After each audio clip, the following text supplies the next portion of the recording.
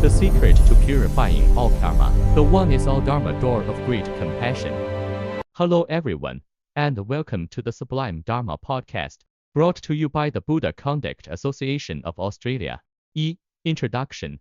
The karmic cleansing you imagine might just be a joke. Hello everyone, and welcome to the Sublime Dharma podcast, presented by the Buddha Conduct Association of Australia.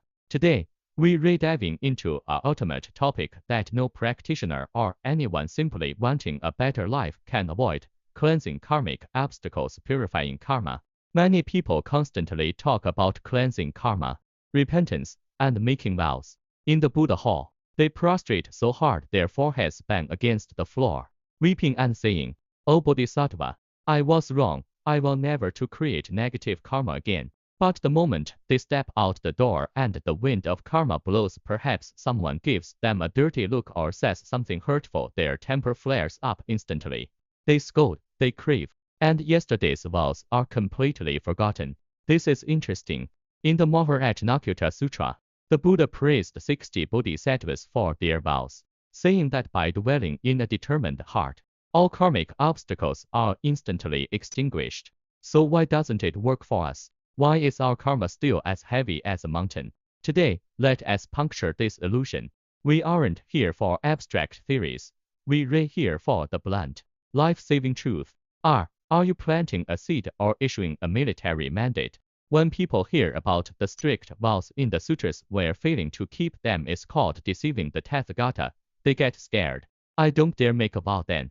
I can't even handle my family. How can I vow to save all sentient beings? There are two types of vows. One is like the grand blueprints in the Avatamsaka Sutra, long-term vision, like a child aspiring to be a scientist.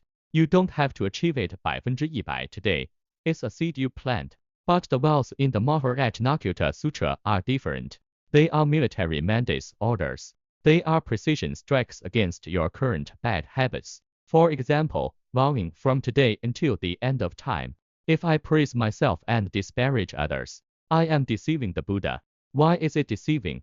Because you know this habit causes pain. You promised to stop, but you turned around and did it anyway.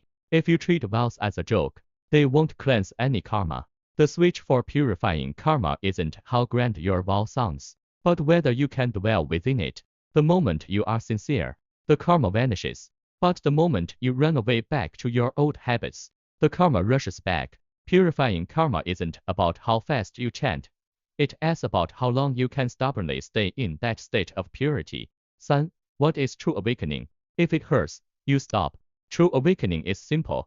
It's knowing that cutting your own leg with a knife hurts, so you stop doing it. Most of us believe in karma, but we aren't afraid of it.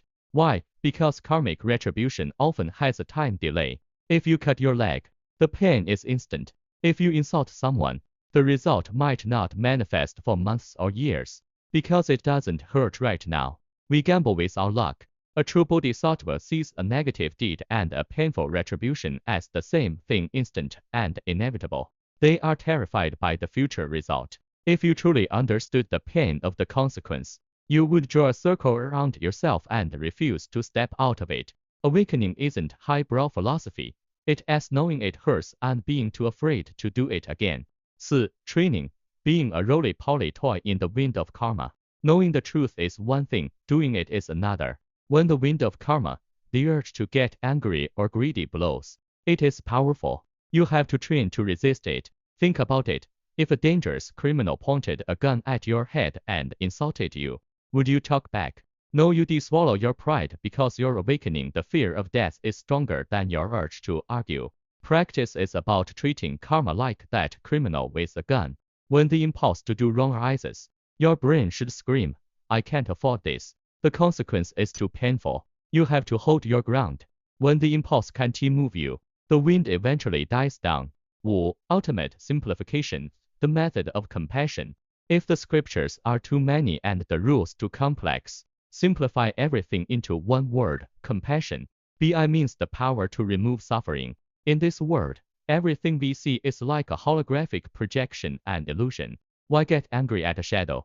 Instead, use this illusion to practice the truth. Use compassion as your filter for everything. Will these words remove someone's pain? If yes, speak. If not, stay silent. Will this thought benefit others? If yes, think it. If not, stop. Will this action help? If yes, do it. If not, never. Stay within the magnetic field of compassion. When your heart syncs with the frequency of the Buddhas, your karma cleanses itself naturally. 6. Wisdom in adversity. Thank the person who slaps you. The hardest part of compassion isn't when things are easy, it's when you try to help someone and they slap you in the face or misunderstand you. Don't back down. According to the Diamond Sutra, that person is actually helping you. Normally, reaching enlightenment might take lifetimes. But when someone treats you with extreme injustice, they act like a super hurricane, blowing you straight to the finish line of enlightenment. They are using their own suffering and bad behavior to teach you a lesson in patience and great compassion. They are your great teachers. 7. The heart of bodhisattvas, enter to heal, not to escape. Arhats see the world is messy and run to the mountains for peace. But the Buddha, Ksitagarbha, and Avalokitesvara are different. They know the world is a mud pit, but they jump in anyway to pull others out. The power of the great compassion mantra isn't just the sounds. It's the great compassion heart. Without compassion, it is just noise. With compassion, even a single sincere thought can solve any problem. 8. Conclusion. Practicing the one-word Zen in daily life. Let us pack up today as core wisdom.